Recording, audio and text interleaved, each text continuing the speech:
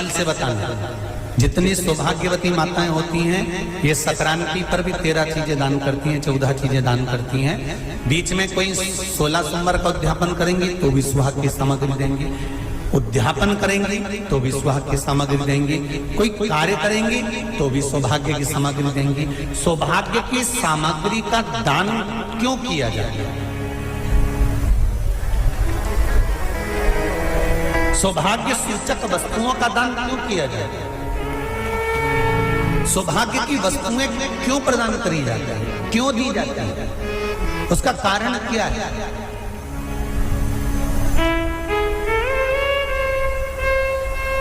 क्यों देते हैं? महाराज, भारत की भूमि की सौभाग्यवती माताओं का एक मन की अभिलाषा रहती है, भारत की भूमि की माताओं की एक अभिलाषा रहती है कि जब उसके प्राण छूटे तो अखंड सौभाग्य धारण करके पति के कंधे पर और पुत्र के कंधे पर शमशान करते।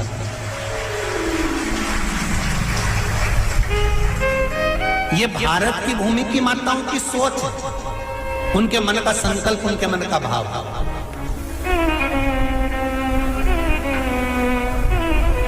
क्यों देते हैं चूड़ी का दान, क्यों देते हैं बिंदी का दान, क्यों देते हैं अखंड सौभाग्य का दान? किस महाराज?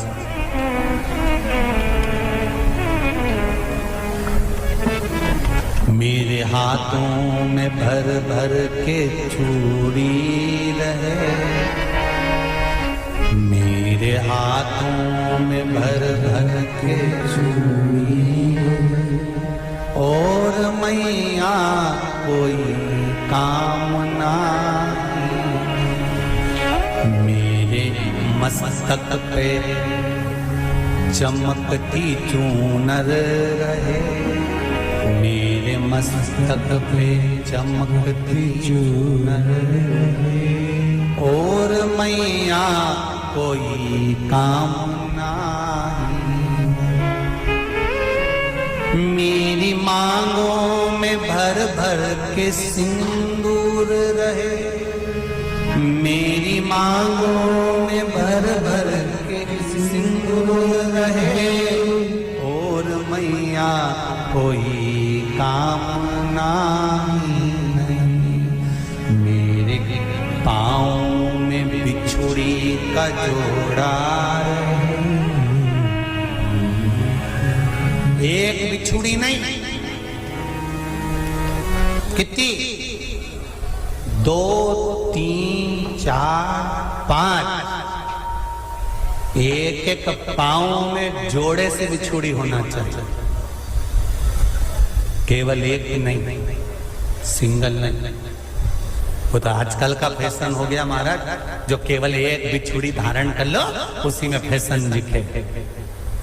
शिव महापुराण की कथा कहती है जब बेटी को विदा करा जाता है और पहली बार बेटी के पांव में जब बिछुड़ी डाली जाती है तो वो बिछुड़ी भी अलग अलग नहीं होती, उस बिछुड़ी के जोड़ को चेन से एक दूसरे से बंधा हुआ होता।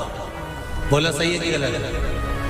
जितने आस्था चैनल पर कथा सुन रहे हैं, जितने फेसबुक पर सुन रहे हैं, यूट्यूब पर सुन रहे हैं, सुन लेना कि मेरे भारत की माताओं का जब पाणी ग्रहण संस्कार किसी बेटी का होता है, उसके पांव में जब पहली बार बिछुड़ा पिनाया जाता है, बिछुड़ी पिनाई जाती है, तो वो बिछुड़ी भी एक दूसरे से बंधी हुई होती है, चेन से बंधी हुई होती है।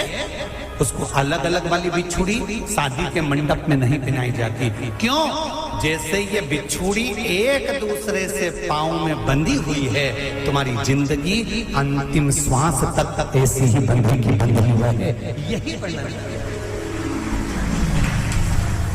वो तो अब माताओं ने थोड़ा सा फैशन चेंज कर दिया, अब पांव में ज्यादा बिछुड़ी निकलती, गड़ती है, चुभती है, एक बिछुड़ी धारण है। महाराज पर नहीं, बिछुड़ी भी दो हो, जोड़े से। हमारी माताएं, भारत की भूमि की जो माताएं हैं, ये चूड़ी भी हाथ में पहनती है तो जोड़े से पहनती है। बोलो जैसा सही है कि गलत है? एक अकेली चूड़ी माताएं हाथ में धारण नहीं करती हैं। अगर भारत की भूमि की संस्कारित माताएं हैं और भारत की भूमि की सभ्यता और संस्कृति को जानती है तो अकेली चूड़ी नहीं, जोड़े की चूड़ी पहनेगी, 2 चूड़ा डालेगी, 4 डालेगी, 12 डालेगी, पर सिंगल नहीं, अकेले। महापुराण की कथा ये कहती है कि पार्वती जी ने और गंगा जी ने जितना सौभाग्य का दान दिया है, उनके बराबर दुनिया का कोई व्यक्ति इतना सौभाग्य का दान नहीं दे सकता जो माता गंगा और पार्वती दोनों दान दे रहे हैं।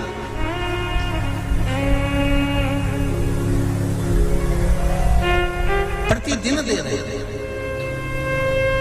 और अब तो फैशन आ गया, तुम लोगों जो सौभाग्य का दान देते हो प्लास्टिक की डलिया में देते हो, पर एक एक पुराण को उठा कर देख लेना, एक एक उद्यापन को उठा कर देख लेना, जितनी तुम कथा तुम्हारे घर में छोटी छोटी कथाओं की पोथियां पड़ी हो उनको उठा कर देख लेना, उसमें नहीं लिखा कि प्लास्टिक की डलिया में सौभाग्य की वस्तु का दान दिया जाता है। उसमें लिखा है बांस की पिटारी में, बांस की डलिया में सौभाग्य की वस्तुओं का दान दिया जाए। क्यों? क्योंकि बांस वंश की वृद्धि करता है, बांस सौभाग्य की वृद्धि करता है, और बांस अखंड सौभाग्य, जैसे बांस का पौधा बढ़ते चले जाता है, बढ़ते चले जाता है, उसी तरह बांस की डलिया में जब दान दिया जाता है, बांस की टोकनी में जब दान दिया जाता है, तो ये भाव रखा जाता है कि तुम्हारा सौभाग्य ऐसे ही बढ़ता रहे। पर अब थोड़ा सा फैशन चेंज हो गया तो प्लास्टिक की डलिया, पर प्लास्टिक की नहीं। बहुत ध्यान देना जरा, शिव महापुराण की कथा चल रही है। संपूर्ण देशवासियों की मेरी माताओं से निवेदन है, मेरे इन भाइयों से निवेदन है, उसको जरा ध्यान से सुनना।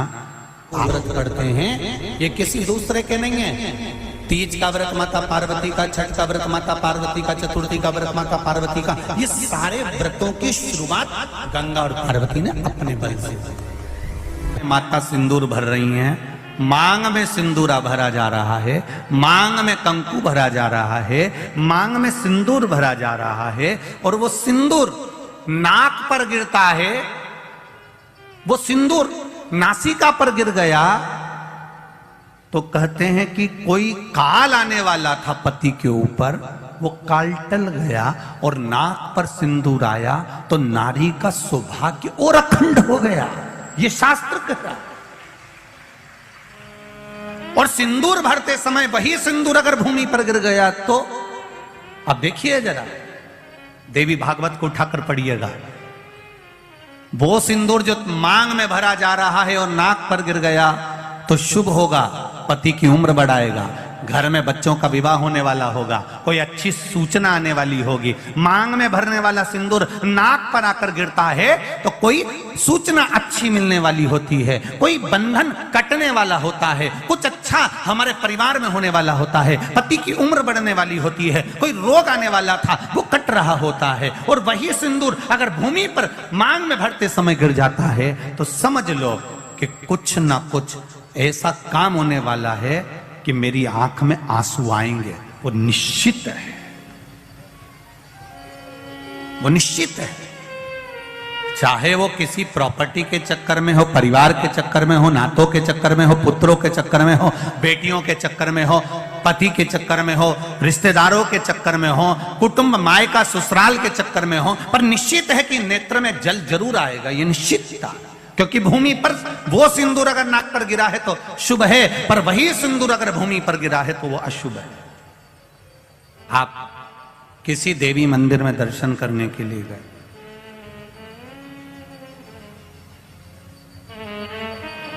वहां से उन्होंने हनुमान जी के मंदिर का सिंदूर लिया और तुम्हारे माथे पर लगा दिया। समझना जरा कथा को बहुत अच्छे से। उन्होंने हनुमान जी का सिंदूर लिया, तुम्हारे मस्तक पर लगा दिया। अब मस्तक पर आपने अगर सिंदूर लगाया है और हनुमान जी महाराज का या देवी जी का या भगवान का सिंदूर आपके मस्तक पर लग गया है तो वो सिंदूर कम से कम शास्त्र कहता है 2.5 घंटे तक आपके मस्तक पर रहना चाहिए। कितने घंटे तक रहना चाहिए? जम के बोलो जरा। 2.5 घंटे तक रहना चाहिए। कारण क्या है? भगवान के चरण का अगर कोई कुंकू या सिंदूर हमारे मस्तक पर लगाया गया है, वो 2.5 घंटे तक रहे, उसके बाद उस सिंदूर को किसी नैपकिन, कपड़ा या अन्य चीज से पोंछ देते हैं। पोंछने के बाद वो गलत जगह पर टंग जाता है, लोग उसका गलत हाथ का प्रयोग कर लेते हैं। वो जितनी जगह गलत जगह जाता है उतना दोष हमको लगते चले जाता है। इसलिए उस सिंदूर का क्रम है कि कोई पुष्प है, उस पुष्प से उस सिंदूर को लगा लिया जाता है, कोई पत्ती है उससे सिंदूर को लगा लिया जाता है, उस पुष्प को फिर विसर्जन में, अगर विसर्जन में नहीं रख सकते तो अपने घर में जो गमला होता है जिसमें पौधा लगा होता है, उस पौधे में उसको डाल दिया जाता है, जिससे वो सिंदूर उसमें मिल जाए और हमारे घर में सदा रहे। पर हमने कोई टाविल, होटल में ठहरे तो होटल के टाविल से पोंछ दिया, कहीं ठहरे थे तो दीवार से पोंछ दिया, कहीं लगा दिया, उसका दोष है, उसका दोष।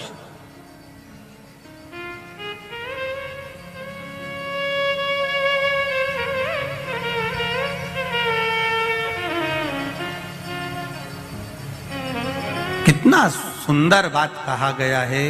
नारी मस्तक पर मांग में सिंदूर भर रही है, नाक पर गिरा शुभ है, जमीन पर गिरा शुभ है, जमीन पर गिरा वो शुभ है, पर मांग का सिंदूर नाक पर आया। इसलिए आज भी बिहार में, जो लोग राजस्थान में, बिहार में, मारवाड़ में इधर उधर अगर आप लोग जाते होंगे तो जब कई बार आपने देखा होगा, आप जाइए जरा कहीं योग लगे तो दादी रानी सती के मंदिर पर जाइए, या आप कहीं झुंझुन जाइए, कहीं आप बिहार साइड, उत्तर प्रदेश साइड में जाएंगे तो माताएं जब मांग भरती है, जब वो छठ की पूजन करती है, कोई बड़ी पूजन करती है, तो सिंदूर थोड़ा सा नाक पर लगाकर सिर तक लेकर जाती है। चाहे बंगाल साइड में चले जाओ, चाहे आप यूपी में, चाहे बिहार में चले जाओ, नासिका पर सिंदूर का भाव हो जाता। क्या चाहती हो? आज आपके मस्तक पर सिंदूरा देखा है, मांग भरी देखी है। ये मांग का जो नियम है, ये यहां से लेकर यहां तक भरने का है, ये कहां से प्रकट हुआ है? इसकी प्रागट्यता केवल मांग में ही क्यों सिंदूरा भरा जाता है उसकी, और मांग भी सीधी भी होती है, किसी की आड़ी टेढ़ी भी होती है, अर्थात उसमें कहीं ना कहीं बल थोड़ा सा रह ही जाता है। ये नाग लक्ष्मी ने जो मांगा था माता लक्ष्मी से कि मेरी मांग का जो सिंदूर है ये अमर हो, उसका भाव प्रकट कर। लक्ष्मी जी बोली अमर करने का तो केवल एक ही तरीका है कि तुम्हारे पति को विरक्ति उत्पन्न होना चाहिए। क्या उत्पन्न होना चाहिए? विरक्ति। अब पत्नी कहे अभी तो विवाह हुआ और क्यों विरक्ति उत्पन्न कर दो? विरक्ति उत्पन्न करना है। हाँ, कैसी विरक्ति? आप में से मोह हटे, परिवार में से मोह हटे, और जब परिवार में से, आप में से मोह हटेगा, आप में से, परिवार में से मोह हटेगा, जब मोह हट जाएगा तो तुम्हारा पति नारायण की सेवा में लग जाएगा। नारायण की सेवा में लग गया, जो भगवान की सेवा में लग गया वो अमर हो गया। भले आप देखना, फिर वही वाली बात आ गई, एक होता है व्यक्ति, एक होता है व्यक्तित्ववान। दो होते, कौन कौन होते? एक व्यक्ति, एक व्यक्तित्ववान। एक व्यक्ति होता है और एक व्यक्तित्ववान होता है। व्यक्ति मरता है, उसको कोई याद नहीं करता, 13 दिन के बाद सब भूल जाता है। पर व्यक्तित्ववान जब मरता है उसको सब याद करते हैं कि व्यक्तित्ववान व्यक्ति मर गया। भजन करने वाला, नाम जाप करने वाला, नाम स्मरण करने वाला, नाम कीर्तन करने वाला, भगवत भक्ति में डूबने वाला, ये मर गया। तो भगवान की भक्ति में जो डूब गया वो अमर ही तो हो गया। स्त्री को हल्के में ले लेना, पर उसके मांग के सिंदूर को हल्के में मत लेना। उसके मांग के सिंदूर में वो बल होता। महाराज, जब स्त्री हाथ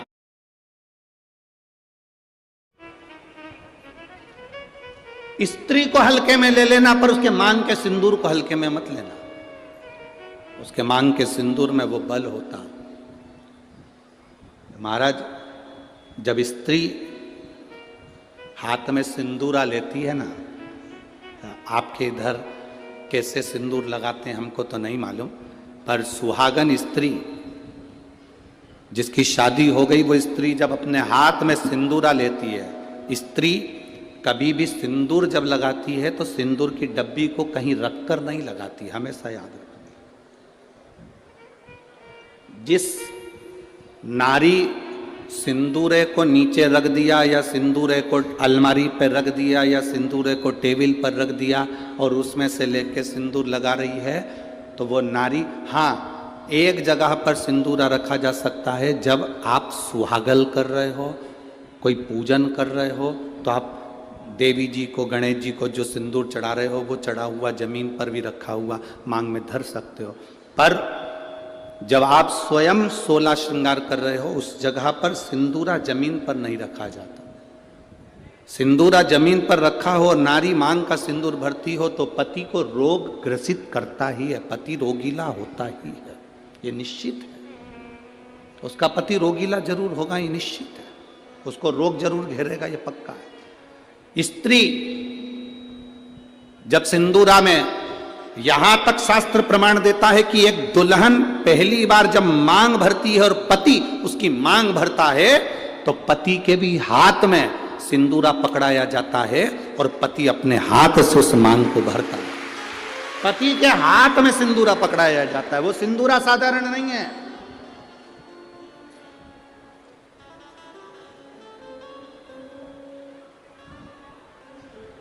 आप में से कोई ऐसी आलसन हो सकती हैं, कोई ना कोई ऐसे आलसी हो सकते हैं कि ड्रॉज खोली, उसमें रखा था, उसी में से निकाल के और भर ली और उसी में रख दिया। ऐसी कहीं कहीं की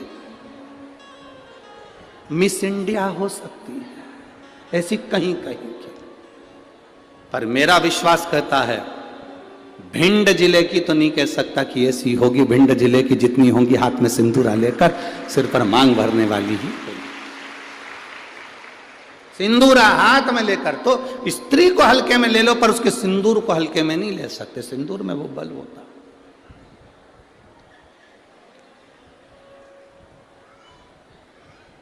एक कौन सा राक्षस है जिसका संहार, वो कौन सा राक्षस है जिसका संहार एक स्त्री ने मांग के सिंदूर से अपने दूसरे प्रतिबिंब को प्रकट कर कर मारा था? वो कौन सा राक्षस है? ऐसा कौन सा राक्षस जिसको वर था कि वो स्त्री के हाथ से मरेगा और स्त्री अपने मांग के सिंदूर से, उस सिंदूर से अपनी परछाया प्रकट कर लेती है और परछाया से मारती है? वो एक ही राक्षस था, मुल्कासुर। कौन सा राक्षस? मुल्कासुर। उसको माता जानकी जी ने मारा था, लंका में जाकर मारा था, लंका के दरवाजे पर। कौन था मुल्कासुर? कुंभकर्ण की पत्नी का पुत्र, कुंभकर्ण का बेटा। कुंभकर्ण की जो पत्नियां थी उसमें से एक करकटी थी जिसका पुत्र भीम था। उस भीम को शिवजी ने मारा था तो वो भीमा शंकर बन गया था। और कुंभकर्ण का एक बेटा था मुल्कासुर, जो जन्म लेने के बाद मूल में हुआ था तो उसको भिगवा दिया गया था, जिसको सीता जी ने मारा था, माता जानकी जी ने मारा था। मांग के सिंदूर में कितना बल होता है।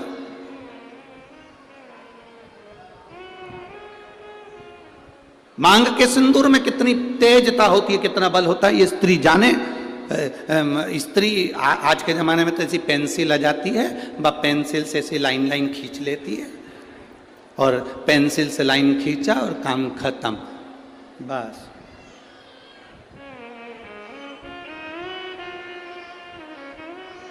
नहीं नहीं भाई,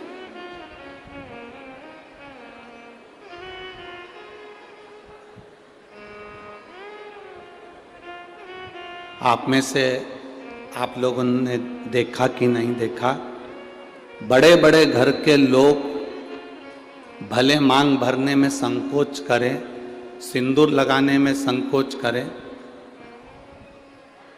पर तुम्हारे यहां पर कोई काम करने वाली आई हो ना, तुम्हारे यहां कोई बर्तन मांजने वाली आई हो, वजन ढोने वाली, ईंट रखने वाली, फावड़ा गेती रखने वाली, रेत भरने वाली, वो काम करने वाली स्त्री को देखना। एक पैसे वाले के यहाँ की नारी भले मांग भरने में संकोच कर सकती है, पर एक गरीब स्त्री कभी मांग भरने में संकोच नहीं करती, वो मांग भर कर चलती है।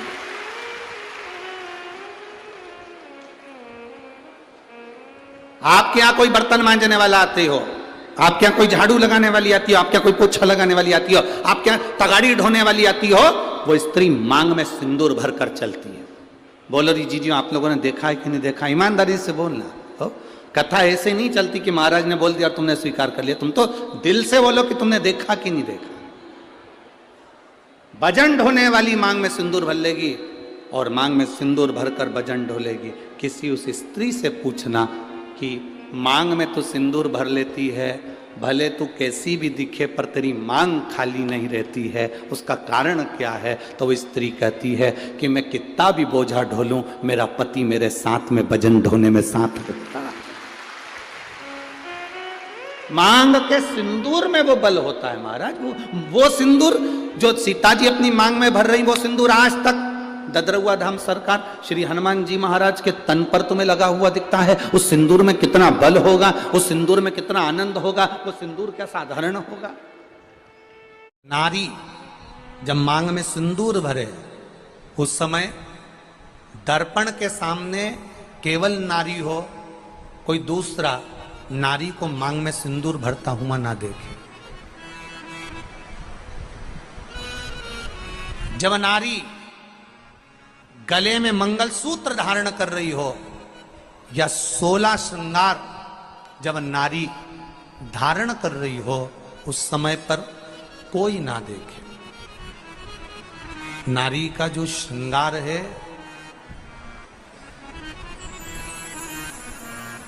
एक विवाह के समय पर और एक मृत्यु के समय पर। सौभाग्यवती नारी का श्रृंगार 2 जगह पर भले सर्व रूप में देखा जा सकता है, क्योंकि बाराती सब बैठे रहते हैं और दूल्हा मांग भरता है, बाराती सब बैठे रहते हैं और दूल्हा मंगलसूत्र पहनाता है, सब लोग बैठे रहते हैं और पांव में बिछुड़ी दबाई जाती है, सब बैठे हुए हैं, मांग का सिंदूर भरा रहा। और एक अखंड सौभाग्यवती नारी जब जाती है, तब सबके सामने सब खड़े हैं और पति अपनी पत्नी को मांग में सिंदूर भरकर आखिरी में भेज